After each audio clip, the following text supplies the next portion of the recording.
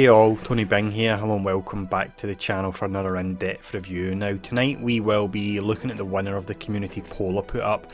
This poll was all about which defender will I cover first in regards to an in-depth review 2.0 due to the huge changes they've seen recently. Now it is of course Iron Fist that won that poll, and he really is pretty great now, if that's not spoiling too much before we get to the tier section.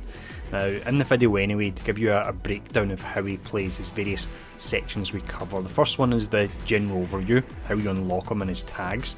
We then have a look at his stats. Next up it's the abilities. We then have the synergies, and then we finish up with the tier list. Previously he was a tier 2 hero, and I can say that he is much better than that now anyway, which is really pretty great.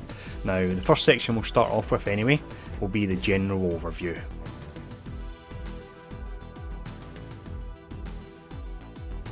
With the recent overhaul he got then, we didn't see any changes at all to his tags or how you unlock them. You can still farm them via Nexus 1.9, and his tags are Hero, City, Mystic, Brawler, Defender and Martial Artist. So he's got a ton of tags. The ones that are really relevant are City and Mystic. City's getting used more and more now for raids, Mystic for that campaign of course. The Defender's tag is exceptionally important to him and the rest of the defenders because they now really operate as a unit. I think that's something a lot of people were looking for, and without a doubt they really are a complete team now, which is great to see. Now let's actually have a look at his stats.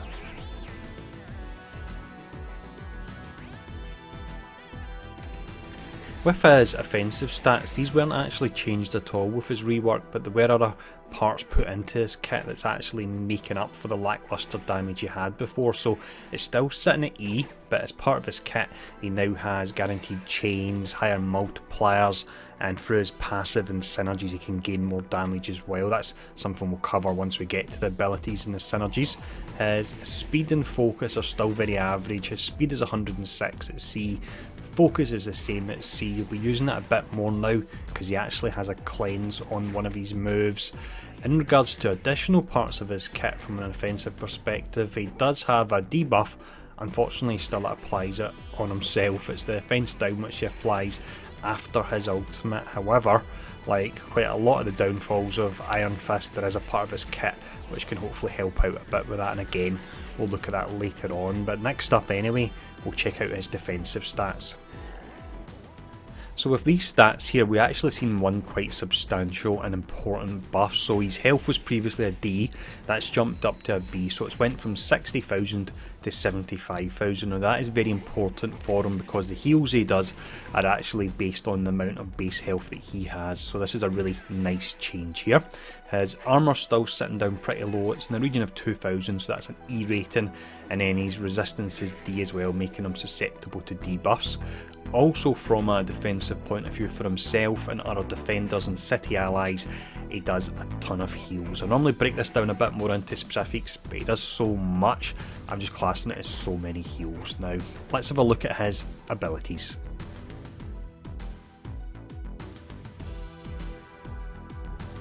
The first ability we'll look at here then is a passive. Now this is a tooltip for it maxed out at level 5, so it's called Son of Kun Lun. Now with this on spawn you heal self and defender allies for 30% of the character's max health. You also heal additional city hero allies for 10% of this character's max health. This tooltip really is so long now.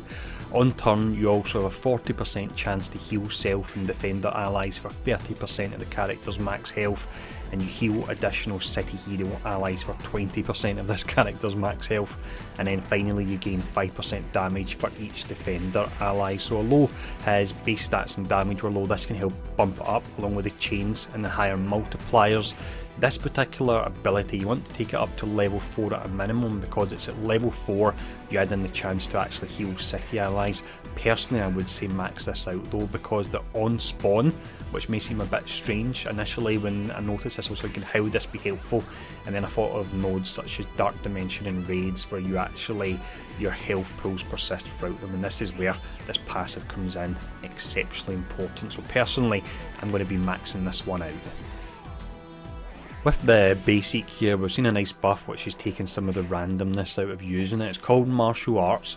You attack the primary target for 250% damage and you chain to 2 adjacent targets for 130% damage. Before, you didn't have a guaranteed chance to chain. Now this is at level 7 and I would say take it up to level 7 because it's at that point that the chance to chain moves from 1 to 2 up to 2 adjacent targets. So that means of course you're attacking 3 people. So it's really pretty nice. One thing that the tooltip mentions as well you do have to be wary of is that counter attack breaks the chain, so do bear that in mind before you target an enemy there. With the special, we have another skill here that's seen a substantial upgrade, and if you paint up the healing that comes for this along with its passive as well, you really can do exceptionally well in regards to keeping your team up. Now, the skill is called Inner Peace. Previously it was 4 turns to charge, it's now been reduced to 3. You'll be able to cast this very often due to all the energy that a defender's team will be providing. Now, the specifics of this are that heal self and all defender allies for 8,000 health and 10% of the character's max health. So his max health is 75,000, meaning you're doing just over 15,000 heal on this when it's maxed out. You then also heal the most injured city hero ally for 8,000 health and 10% of the character's max health as well. Now generally you should run a full defenders team, meaning you only have space for one other ally. Generally you'll want that to be a city ally as well, meaning they'll be guaranteed that heal there. With this as well, and this is really nice, you also clear all negative effects from self and you gain 30% speed bar. So if you can, you want to use this just after using your ultimate and potentially putting the offense down on yourself, and then you speed yourself up so you can get your next attack off quicker as well. Now, the difference between leveling this up from level 5 to level 7, other than a ton of ability materials to actually do that, is only 5,000 health. So you can either heal for 10,000 health or 15,000. At the moment I'm just sitting on level 5 for now because materials are pretty scarce and I've got so many different characters and teams that I'm trying to level up at the moment. So if you really feel that extra 5,000 health is important, by all means put your materials into it, but again I'm personally staying at level 5 for this one. For the ultimate we have a pretty simple yet effective skill. This is called the Iron Fist, so it's 5 turns to charge and comes with 3 charges. With this, when it's maxed out, you attack the primary target for a whopping 700% damage. You also clear 3 positive effects from the target, so that's really nice. The target is taunting. Now I have tested it and the actual stripping of the positive effects happens after the attack, so unfortunately if a target has defense up you won't be doing as much damage, but you will strip it for afterwards. With this as well you have the 60% chance to gain offense down. I really do hate that, but we have the fact that using the special and the cleanse, you can at least cleanse that off you in the next turn, and also with this it cannot be blocked, but we don't have a massive amount of characters that use block. Just off the top of my head you've got, let's see, Captain America, Hand Sentry, but other than that I can't really think of too many that have that mechanic there. Now, in regards to how high you want to take it, due to the huge amount of damage it does and the fact you can power it up pretty quick with a defender's team, I'd say you want to take this up to level 7 there. Now, with the abilities covered, let's have a look at the synergies.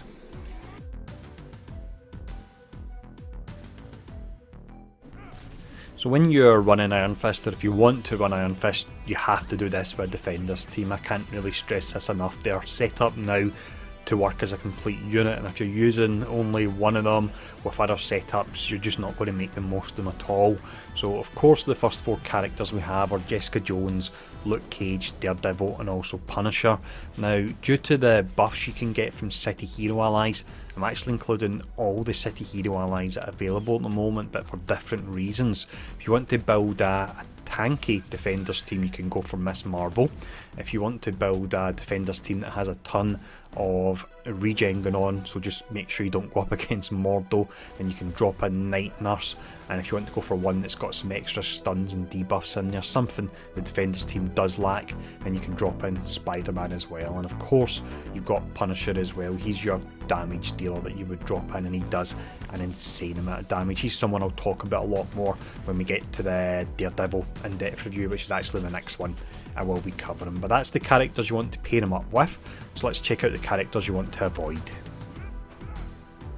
When it comes to characters you want to avoid, we really don't have a lot here at all. Now, when you're running a defenders team, your survivability will come from Iron Fist, so a character that could give you a lot of trouble would be Mordo with his heal blocks. You need to watch out for him.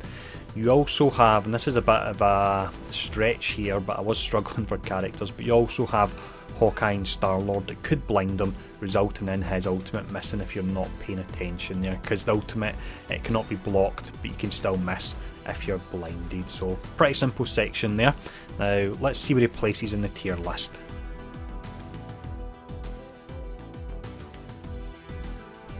With the previous tier list then, Iron Fist was actually sitting as a mid-level 2 character. He was exceptionally underwhelming. The changes he's seen are fantastic, but they now mean that you have to run him with a defenders team. If you don't, he's still quite lackluster. If you look at what he offers if he was in just a random team, he's got his basic with the chain. A lot of characters have chain on their basic. He's got his special, which is only really healing himself, not doing anything for the rest of the team. Still got his nice ultimate, so that is pretty good there. But then you've got his passive, which again isn't doing anything, and you're also losing out on the additional damage you get from defenders allies. So basically, long story short, you want to and need to run him in a defenders team if you want to make the most of him. Now, if we look at his rating, I always base this on where a character would sit without synergies. So without synergies, I would place him as a mid-level 3 character, so he is really quite average there. You'll notice I've slightly changed the tier list here. I used to put a little plus symbol to indicate where a character would move up a tier, but because the defenders through synergies move up so many tiers, I would have the plus symbol all over the place, so I've changed this to a number. So Iron Fist would move up 5 sections, so with him being mid-level 3, it actually means with synergies, and that would be your defenders teams and city allies like Spider-Man, Night Nurse, Punisher and Miss Marvel, then he would actually move up to a low Omega rating, and he's not just scraped into that. I would confidently say he fits into that category. He really is great, and he's possibly my favourite character of the defenders in regards to what he offers. So well done on the buff, although I would have liked to have seen his ultimate change to be something that charged up rather than charged down, but you can't get everything you want all the time. So let me know if you're actually building a defenders team, how you're getting on. I've managed to level mine up relatively well, and I'm having a whole lot of fun with them in Blitz and raids. The survivability they offer in raids really is fantastic, and it's all thanks to our man Danny Rand, the immortal Iron Fist, if you didn't already know that. So thanks for tuning in. I hope this video was insightful, and I'll see you all again soon.